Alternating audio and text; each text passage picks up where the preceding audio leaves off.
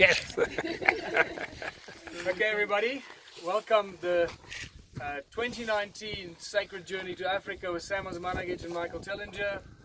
Thank you for being here, thank you for joining us on this journey, and thank you for being, and welcome for arriving in one of the most amazing sites and one of the highlights on this journey, as we say, sacred sites of Southern Africa, the giant footprint.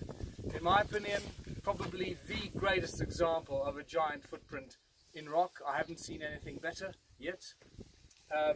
This is truly a spectacular example of how little we know about our human history, how little we know about geology, and so many other areas of science that are part of the nature of our reality. Very quick history about this footprint. It was first discovered in 1931 by a farmer or a guy around this area called Stoffel Coetzee, who was hunting in this area. Keep in mind, in those days there were no plantations, no forestry here. This was wild animals everywhere. This is why they were hunting here. And there were probably lions and other wild animals and dangerous animals in this part of the world.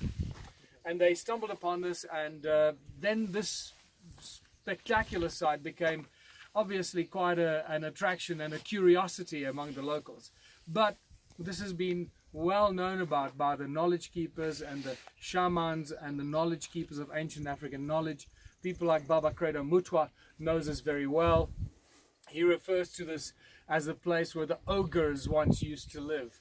The ogres and the man-eating giants that used to live in this part of the world. And again, this is part of the handed-down ancient African knowledge that people like Baba Credo Mutwa shares with us, that is completely and utterly discarded by mainstream historians and mainstream archaeologists and mainstream media.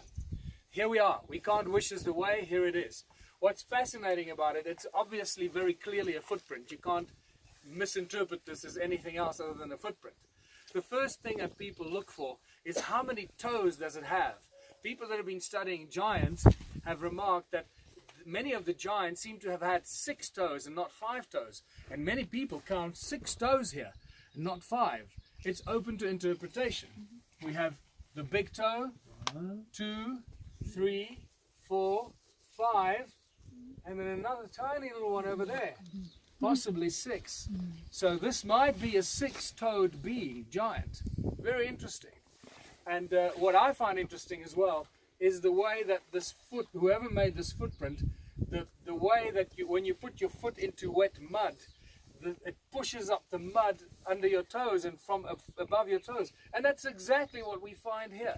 This is not a carving, this is real. Now, anyone that studies mainstream geology or archaeology will immediately think, well, how is it possible? You can't leave a footprint in igneous rock. Granite is an igneous rock. It's pushed up over millions of years out of the ground. It's hot and boiling and blah, blah, blah, and you can't leave a footprint in it. Well, those would be the people that haven't done their research. They don't have enough information to figure out why you could leave a footprint in this kind of rock. Because what seems to us as rock may not actually be rock.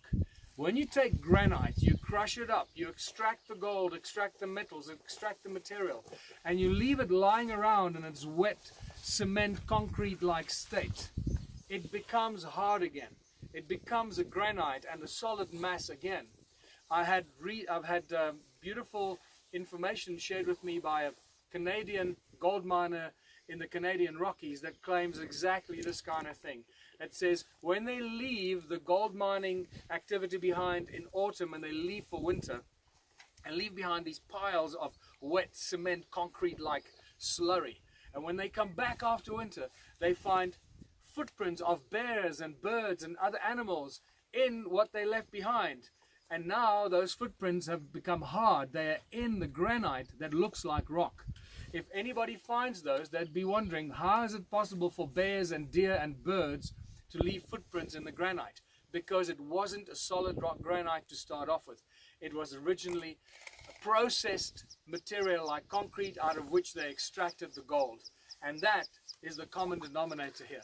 We have ancient gold mines, we have stories of Anunnaki and giants, the way we have in the Bible and the Sumerian texts, and we have the common denominator called gold mining. I've shared with you already the incredible amount of stories on the gold, how much gold has been mined in southern Africa in the last 120 years, and now we start looking at how much gold has been mined here in the last 100 and 200 and 300,000 years.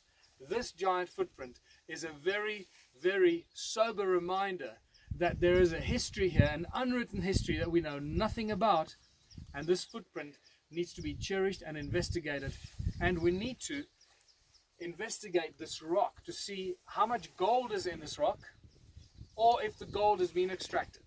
From my understanding, this granite is reasonably rich in gold, and this is why they wanted to come and mine this for gold and possibly other minerals.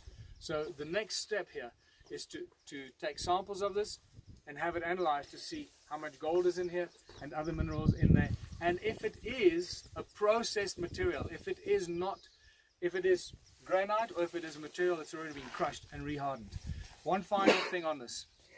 In one of our lectures, while I was talking about the giant footprint, a guy put up his hand and said he works in the glue, in the epoxy business. That's what he does. He's an epoxy chemist. And granite powder is an active ingredient in epoxy glue that helps the glue to become hard. And there we have another important ingredient. So, welcome to the giant footprint. Share this with the rest of the world. This is one of the great ancient sites that should be seen by those who are interested in this part of human history. Thank you very much.